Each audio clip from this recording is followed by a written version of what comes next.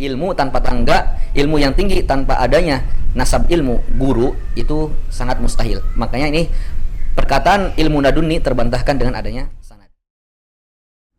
Bismillahirrahmanirrahim.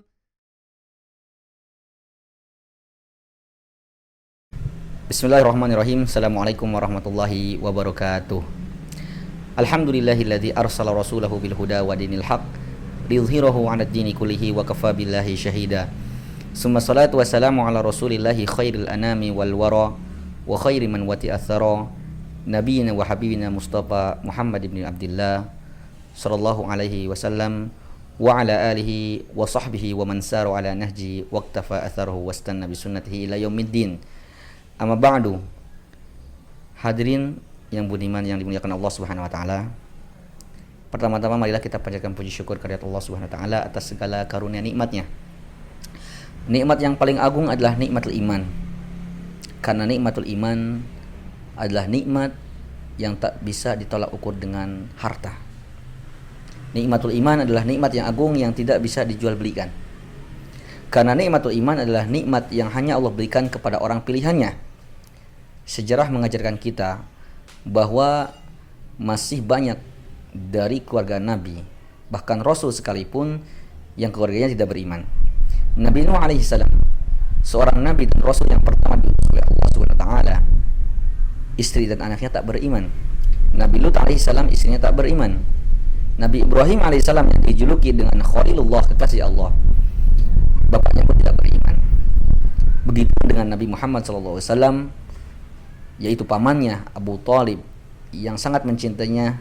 Bahkan Nabi memperjuangkan keislaman tersebut hingga ajal Abu Thalib mendekat. Nabi berusaha mengislamkannya, namun pada akhirnya hidayatul iman atau hidayatul taufik hanya di tangan Allah, sehingga Allah turunkan ayat innaka la tahdi man ahbabta walakinnallaha yahdi man yasha.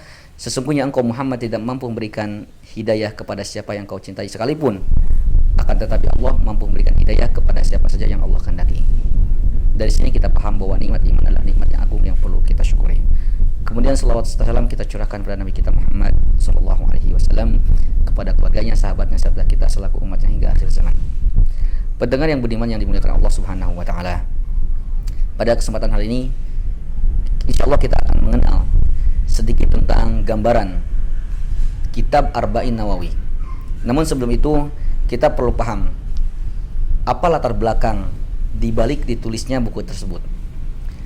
Setidaknya ada 3 poin besar yang kita bahas pada pertemuan kali ini. Yang pertama yaitu latar belakang penulisan buku ini. Latar belakang penulisan buku ini atau buku secara global hadis arba'in ya. Karena yang perlu kita pahami adalah hadis arba'in itu tidak hanya satu. Banyak para ulama menulis kitab hadis arba'in dengan judul yang berbeda-beda. Ada yang dari segi iman, dari segi zuhud, dari jihad, dan lain-lain. Maka poin pertama yang perlu kita bahas, apa landasan utama atau latar belakang yang mendorong para ulama untuk menuliskan kitab hadis arba'in, di antaranya hadis arba'in Nawawi. Nah, ada suatu hadis yang bunyinya adalah man hafidhu ala ummati arba'ina hadisan bu'itsa lahu yaumal qiyamah faqihan, sebagaimana diriwayatkan oleh Imam Baihaqi, yang artinya adalah barang siapa yang mengumpulkan untuk umatku 40 hadis, maka akan aku bangkitkan pada hari kiamat dalam keadaan seorang faqih yang berilmu. Hadis riwayat Baihaqi. Atau dalam riwayat lain yang diriwayatkan oleh Ibnu Asakir, man hafidhu ala ummati arba'ina hadisan, barang siapa yang mengumpulkan 40 hadis untuk umatku, tentang umatku, kuntu lahu syafi'an, maka Nabi Muhammad akan datang sebagai pemberi syafaat baginya. Nah, itu salah satu atau di antara landasan para ulama menuliskan hadis arba'in.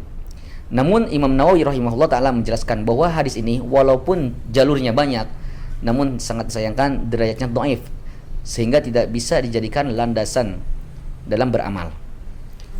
Adapun Imam Nawawi rahimahullah ta'ala, beliau menuliskan kitab arba'in bukan dengan dalil yang tadi, dengan hadis lain. Di antaranya yaitu hadis yang diriwayatkan oleh Abu Bakrah dalam kitab Sahih Bukhari dan Sahih Muslim, yang bunyinya adalah Liyubaligh syahid al-ghaib. Liyubaligh syahid minkum al-ghaib, yang artinya adalah maka sampaikanlah orang yang mendengar dari kalian kepada orang yang tidak tahu.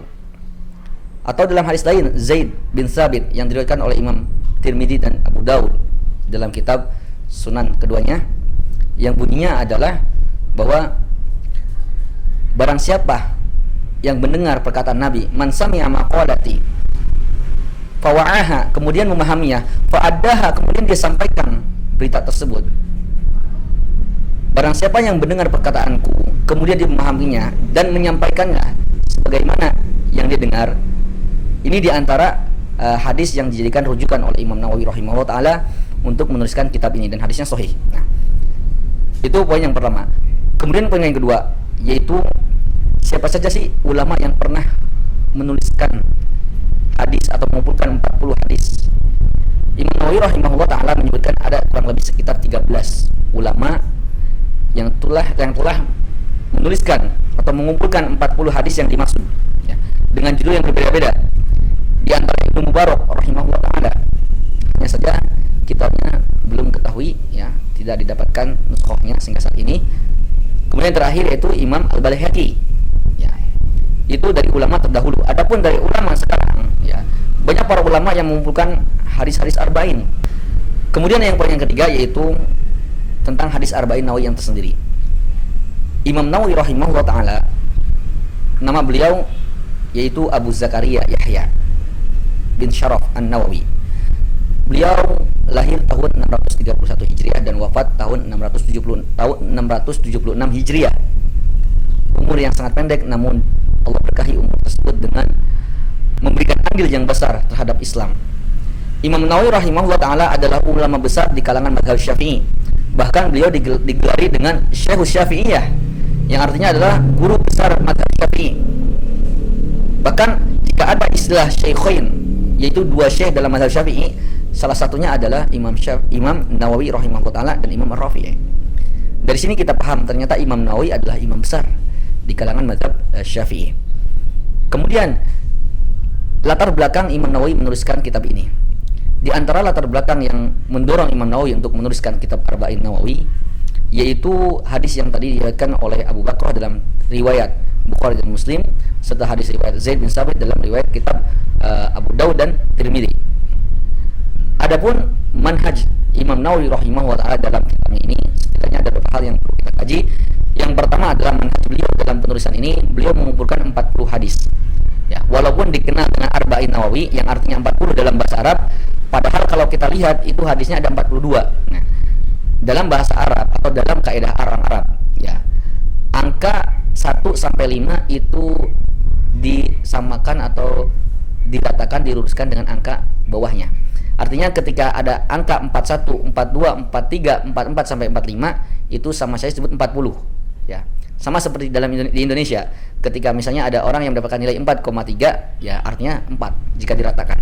Nah, hadis arba'in dia sebenarnya di dalamnya itu ada 42 hadis. Bahkan sebagian ulama mengatakan 43 karena ada di hadis lain yang dengan 2 redaksi. Namun terlepas dari itu, penamaan arba'in yang artinya 40 padahal di sana ada 42, yaitu yang dimaksudkan adalah meratakan. Ini yang pertama. Yang kedua, bahwa Imam Nawawi rahimahullah ta'ala mengumpulkan 40 hadis ini hadis tentang abwab din, yaitu tentang perkara agama, baik usulan atau akidah atau furu'an atau fikih. Yang ketiga, bahwa 40 hadis yang dituliskan oleh Imam Nawawi ini disebut dengan qaidah min qawaidin, yaitu sumber kaidah dalam permasalahan agama. Kemudian yang keempat, yaitu Imam Nawawi rahimahullah ta'ala berusaha dengan ijtihadnya mengumpulkan hanya hadis-hadis sahih, ya. Walaupun terkadang misalnya di dalamnya itu ada riwayat mengatakan hadisun hasan, ya. Karena menurut sebagian ahlul ilmu, ya, hadis sahih itu mencakup di dalamnya hadis sahih dan hadis hasan. Nah, jadi tidak ada di sini kontradiksi atau bertolak belakang. Kemudian yang kelima, beliau hanya mengumpulkan atau kebanyakan hadis yang dituliskan oleh Imam Nawawi rahimahullah ta'ala yaitu hadis sahih. Di antaranya hadis diriwayatkan oleh Imam Bukhari dan Muslim.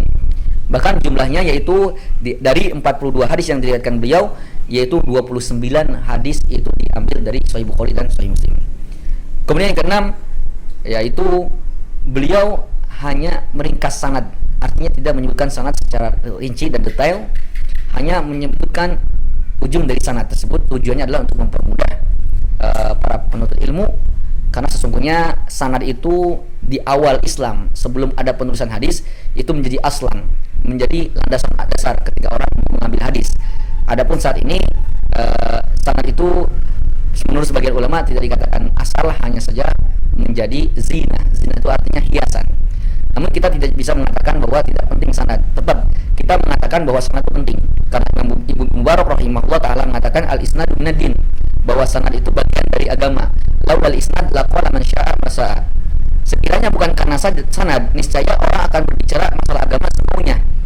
Sekarang kalau ditanya apa itu sanad? Sanad itu kalau secara bahasa yaitu mata rantai, secara istilah yaitu mata rantai perawi yang hingga sampai kepada pembicara. Namun supaya mudah dipahami bahwa sanad itu adalah nasab ilmu. Sebagaimana kita dilahirkan ke dunia ini memiliki sanad, nasab biologis. Ilmu juga harus memiliki sanad yang disebut dengan sanad. Sanad itu adalah nasab ilmu. Tidak mungkin kita mengatakan ini halal dan haram tanpa adanya guru. Di sinilah urgensi sanad. Bahkan para ulama mengatakan seperti Imam Ibn Sufyan mengatakan bahwa sanad itu bagaikan perang, bagaikan senjata. Fa in lam yakun sanad fa bi ayyin tuqatil. Kalau kita tidak memiliki sanad, maka dengan apa kita akan berperang?